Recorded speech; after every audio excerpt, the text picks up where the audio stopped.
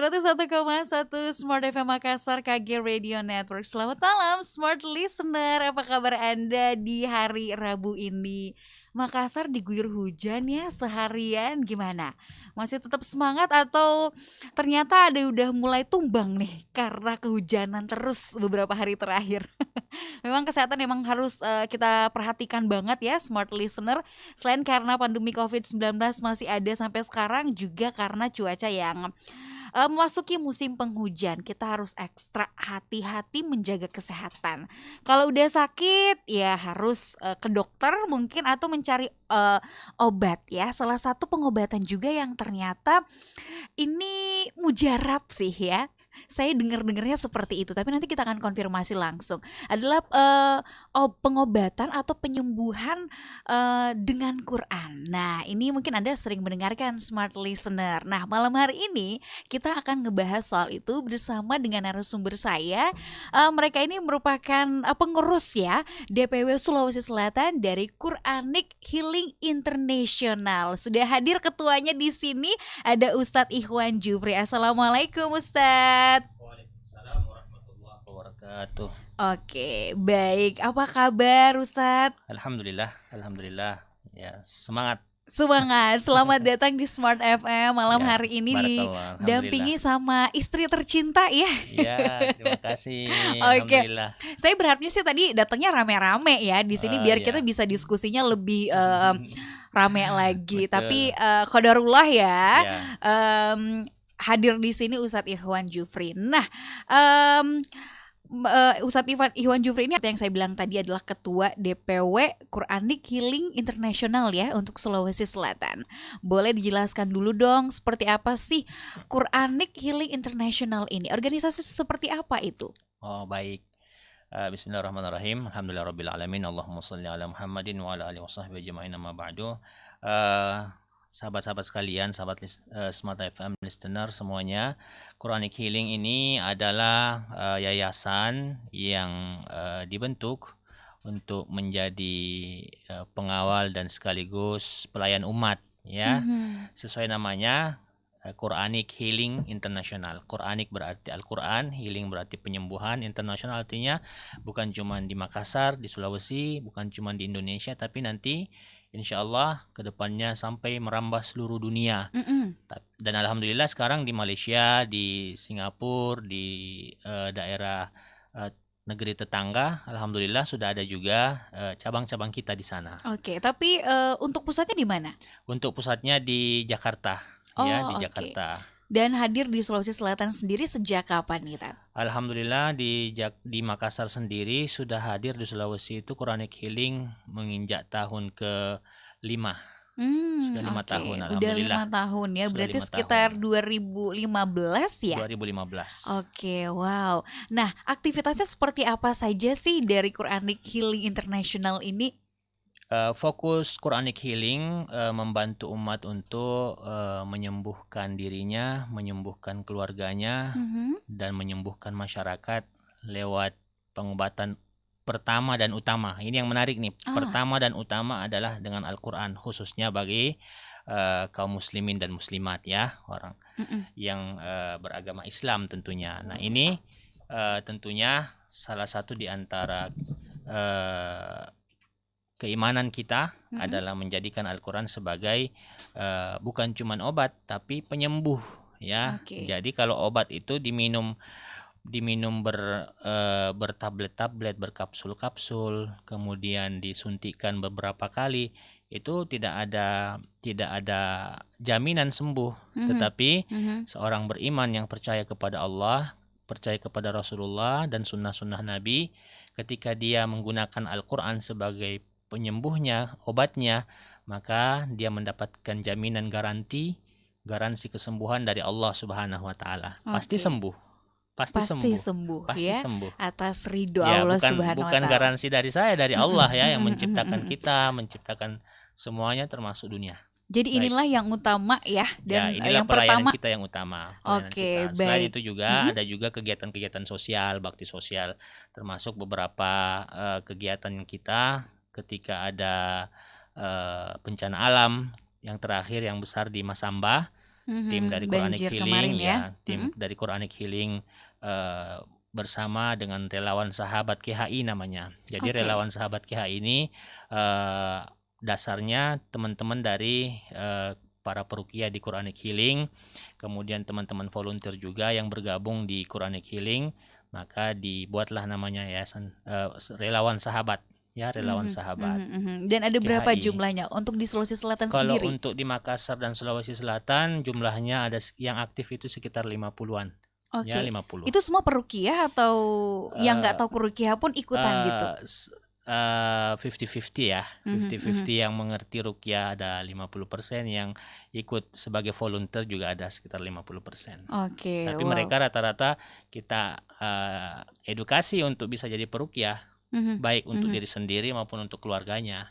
Oke, Seperti baik. itu. Nah, apa saja sih sebenarnya metode pengobatan gitu ya, atau penyembuhan menggunakan Al-Quran? Apakah hanya ruqyah saja? Kalau saya pribadi taunya sejauh ini adalah pengobatan dengan Al-Quran itu ya ruqyah gitu. Adakah metode lain mungkin selain itu, Tat? Boleh dijelaskan? Ya, jadi memang ketika berbicara metode pengobatan Qurani, insya Allah yang kita tahu, yang selama ini kita pahami ya, seperti yang Rasulullah ajarkan adalah memang ruqyah ya.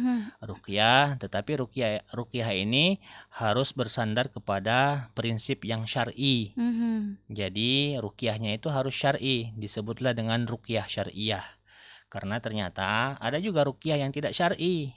Ya. Ruqyah yang tidak syar'i itu apa? Terkadang mencampur adukan ayat-ayat Quran dengan mantra-mantra, baca-baca ya, atau gerakan-gerakan yang tidak pernah diajarkan atau dilakukan oleh Rasulullah. Nah, gerakan-gerakan ini bisa jadi ternyata bukannya mengundang rahmat Allah, malah mengundang bangsa jin. Ya, bangsa jin untuk hadir membantu dalam penyembuhan. Atau mantra-mantra yang dibaca, dilafalkan, diulang-ulangi, ternyata ini yang membuat sang peruqyah tadi, yang peruqyah yang selain peruqyah syariah ya, itu dibantu, ditolong oleh jin. Ini berbahaya. Makanya ini kita edukasi bagaimana bisa ruqyah syariah itu bisa diketahui oleh seluruh halayak ramai, termasuk di Makassar ini. Nah, insya Allah nanti kita akan sama-sama hadiri ya. Nah, insya Allah. Nah, ternyata ada dua gitu ya, ruqyah syariah dan yang bukan syar'i. Begitu, yang mencampurkan. Singkatnya namanya ruqyah syirkiyah. Oh, syirkiyah, yang mencampur adukan pengobatan Quran dengan pengobatan yang lain. Ini yang tidak syar'i. Benar-benar ini yang mungkin belum banyak diketahui oleh masyarakat. Karena kalau misalnya udah bilang ruqyah, oh iya, ini udah pasti sesuai dengan ajaran agama Islam kayak gitu ya. Padahal label ruqyah ini kan bisa saja dicomot ya. Benar-benar. Bisa saja seperti pakaian kan, baju koko ya kan. Bisa saja kan baju koko dipakai sama siapa saja. Benar. Tergantung siapa yang memakainya. Begitu juga ruqyah, tergantung siapa yang menggunakannya. Ketika dia digunakan oleh orang yang soleh, maka dia akan menjadi ruqyah yang syariah, yang syar'i sesuai dengan. Nah, ini juga yang menjadi tugas utama kami di Quranic Healing International, mengedukasi saudara-saudara kita, kemudian masyarakat umum tentang bagaimana bisa membedakan antara ruqyah yang syar'i dan ruqyah yang tidak syar'i. Pasti ada hal-hal yang bisa kita lihat sebagai orang awam. Mungkin nanti boleh dijelaskan, mungkin dari tekniknya atau dari bacaannya mungkin bisa dijelaskan apa yang bisa membedakan secara jelas gitu ya, ruqyah syariah dan juga syirkiyah tadi. Dan penyakit apa sih yang bisa disembuhkan dengan metode ruqyah ini atau pengobatan menggunakan Al-Quran? Apakah hanya gangguan jin saja, sihir, atau seperti apa? Kita akan tanyakan nanti, kita akan diskusikan itu smart listener di sesi selanjutnya. Anda bisa ikutan ngobrol bersama kami malam hari ini, boleh melalui WhatsApp di 0811461011 atau bisa tuliskan komentar Anda di live streaming kami malam ini di YouTube channel Smart FM Makassar. Kelihatan kan kita bertiga di sini? Anda bisa langsung tuliskan komentar Anda di kolom komentar kami. Smart Community malam hari ini masih bersama dengan DPW Sulawesi Sulawesi Selatan dari Quranic Healing International. Masih bersama dengan Ustadz Ikhwan di sini ya. Kalau tadi Anda udah mendengarkan ternyata ruqyah itu ada dua ya. Dan kalau secara umum mungkin masyarakat taunya ya ruqyah satu aja gitu ya. Ternyata ada yang sesuai syariah, ada yang bahkan enggak. Nah, membedakannya seperti apa sih, Tat? Ya, ya ini yang penting ya. Nanti juga kita akan sampaikan dan ini memang materi yang selalu kita ulang-ulangi terus ya, mengedukasi masyarakat tentang bisa membedakan secara langsung atau tidak langsung pengobatan yang ruqyah syariah dan bukan ruqyah syariah ya. Yang paling mudah adalah kita lihat dari bacaannya ya. Yang dia baca itu harus Al-Qur'an dan doa-doa yang diajarkan Nabi SAW. Jadi kalau ketika ada pengobatan yang mengatasnamakan ruqyah kemudian tidak membaca Al-Qur'an sepotong ayat pun atau tidak membaca hanya tiupan mungkin ya, hanya memegang mungkin ya. Nah, ini bukan ruqyah syariah, tidak masuk dalam kategori ruqyah syariah. Ya, dia masuk kategori mungkin pengobatan alternatif ya. Mungkin dia masuk di akupuntur atau pijat dan sebagainya. Tapi untuk mengkategorikan dia ruqyah syariah enggak, sudah gugur karena dia tidak mengambil Al-Qur'an dan sunnah-sunnah Nabi, hadis-hadis Nabi dan doa-doa yang diajarkan Nabi sebagai landasannya di dalam mengobati. Kemudian yang kedua itu yang tak kalah pentingnya juga melihat dari background orang-orang yang mengobati ruqyah syariah ini ya, karena kan banyak juga orang yang mengatasnamakan dia peruqyah syar'i ternyata ya kehidupannya kesehariannya ternyata tidak syar'i, tidak sholat, mungkin sering melakukan hal-hal pelanggaran norma-norma agama. Ini sudah pasti. Jadi sangat penting juga mempelajari background yang mengobati ya. Harus kita tahu, jangan asal ternyata di sana katanya bagus ya kan, apalagi kalau kita di masyarakat awam ini kan sedikit saja kita dengar katanya di sana ada orang pintar bisa mengobati, langsung sana ya, padahal kita tidak punya referensi, kita tidak punya rekam jejak si orang ini seperti apa ya. Banyak sekali kan kasus-kasus yang ternyata akhirnya dia masuk dalam unsur misalnya penipuan atau pembohongan ya kan.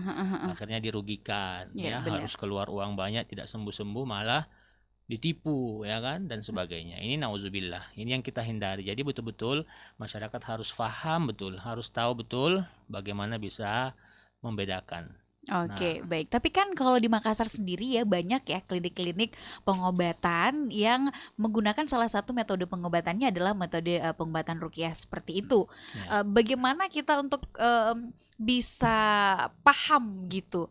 Karena kan apabila sebuah tempat itu atau klinik tersebut udah ada izinnya, oh ya berarti benar nih gitu. Biasanya kan juga kalau dalam pengobatan ruqyah yang pernah saya dengarkan juga kadang ada katakanlah si pengobatnya ini si ustadznya ini membacakan ayat-ayat tapi nggak kedengeran gitu. Nah itu seperti apa? Betul. Jadi yang paling mudah juga kita bisa mendeteksi apakah ruqyah ini syar'i atau tidak, atau klinik ini masuk dalam kategori klinik yang direkomendasikan syar'i atau tidak. Paling mudah adalah tanya kepada orang-orang yang ustadz-ustadz yang kita kenal ya, secara agamanya bagus ya. Mungkin pasti kan di kompleks kita ada masjid ya kan, atau mungkin ada teman kita yang paham agama dan sebagainya. Atau yang paling mudah sekarang alhamdulillah sudah ada aplikasi di Play Store namanya Go Ruqyah.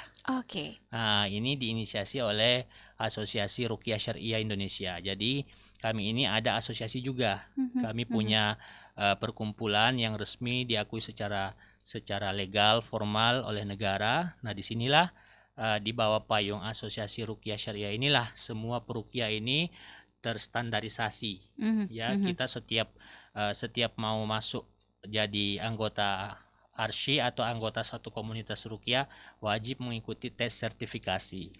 Jadi memang sudah benar-benar terlatih dan paham gitu ya, tersertifikasi. Baik. Nah, ngomongin soal ruqyah juga apakah hanya penyakit atau gangguan-gangguan jin saja yang diobati, atau ada berbagai macam penyakit mungkin yang bisa diobati menggunakan metode ini, Tat? Iya, tidak ada pembatasan ya. Ketika Allah Subhanahu wa taala berfirman dalam Al-Qur'an dalam surah Al-Isra, misalnya kita ambil salah satu di antara ayat yang berbicara tentang syifa, kesembuhan. Allah berfirman, a'udzubillahi minasyaitonir rajim. Bismillahirrahmanirrahim.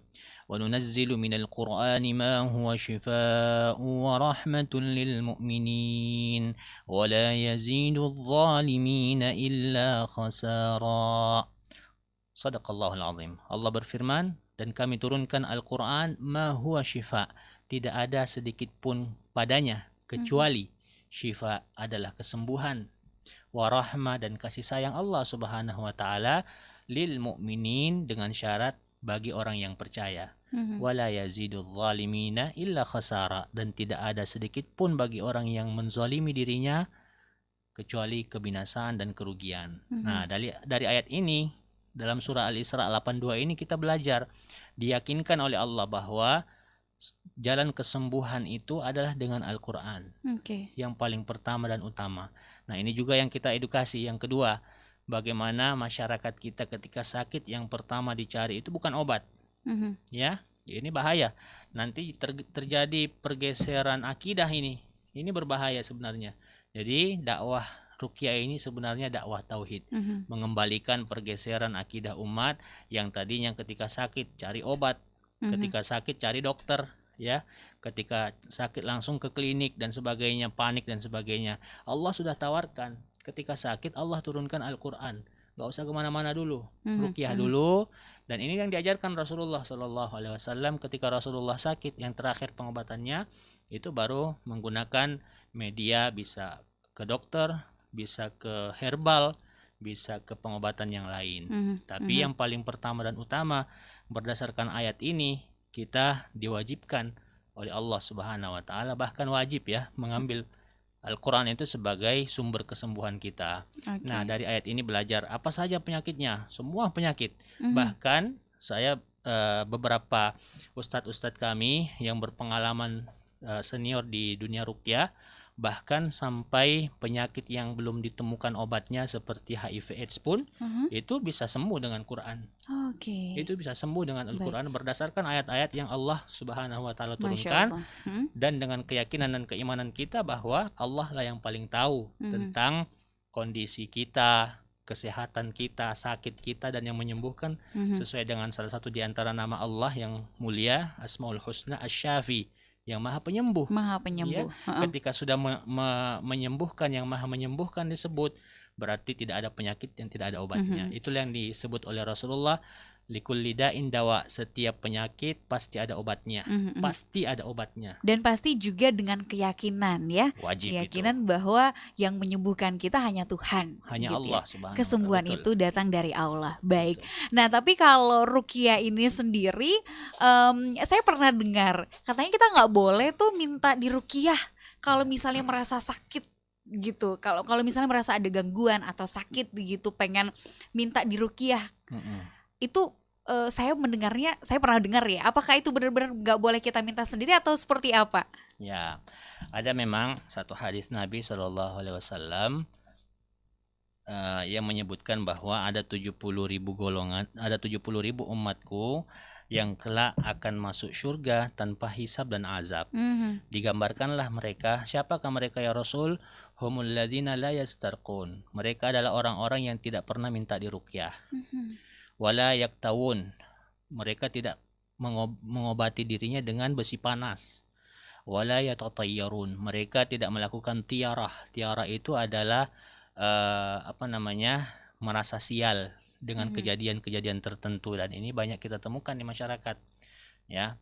Nah, para ulama berbeda pendapat. Ada yang menyebut tidak boleh sama sekali meminta ruqyah, dan ini minoritas, sedikit sekali ulama berpendapat seperti itu. Nah, mayoritas ulama sependapat bahwa boleh minta diruqyah, yang penting syaratnya ruqyahnya syar'i. Ya, adapun larangan ruqyah di situ masuk dalam kategori dilarang meminta ruqyah yang tidak syar'i. Maksudnya apa? Ke dukun atau ke paranormal, ke orang-orang pintar yang tidak menjadikan Al-Quran sebagai rujukan di dalam pengobatannya. Nah, ini dicontohkan Rasulullah. Seandainya minta ruqyah tidak boleh, maka Rasulullah tidak pernah memerintahkan sahabat-sahabatnya untuk ruqyah dan tidak diajarkan ini. Tapi secara langsung Rasulullah mengajarkan pengobatan ruqyah ini. Bahkan Rasulullah memerintahkan kepada sahabat-sahabat yang sakit, segeralah diruqyah. Ayo ruqyah. Yang penting tadi syaratnya kembali bahwa